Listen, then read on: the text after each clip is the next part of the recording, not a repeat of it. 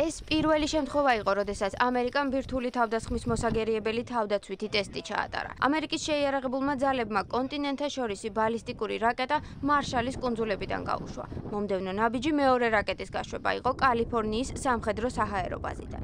მეორე რაკეტას პირველი იმიტირებული ქობინი უნდა გაენადგურებინა. ოპერაციამ წარმატებით ჩაიარა. მეორე რაკეტამ პირველი ოკეანის თავზე გაანეიტრალა. შეერთებული შტატების ქმედებას წინ ჩრდილოეთ კორეის მიერ ბირთვული რაკეტის გამოცდა უძღოდა. ფხენიანმა ბოლო დროს საკმაოდ გაზარდა ბირთვული გამოცდები, რამაც მსოფლიო ლიდერების შეშფოთება გამოიწვია. ჩრდილოეთ კორეაზე არაფერი მოქმედებს. ფხენიანი სავარაუდოდ დაინტერესდა ვიმოქმედებთ თუ არა ჩვენ ანალოგიურად მათი ხშირი გამოცდების შემთხვევაში.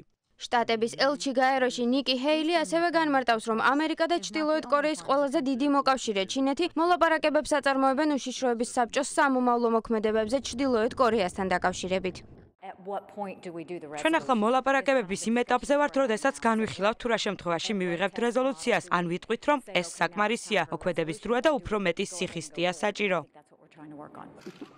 ჰეილი ამბობს, რომ ტრამპის ადმინისტრაციის აზრით ჩინეთი ჩრდილოეთ კორეასთან ფარულ მოლაპარაკებებს აწარმოებს იმისთვის, რომ ფხენიანმა ბირთვული რაკეტების ტესტირება შეწყვიტოს.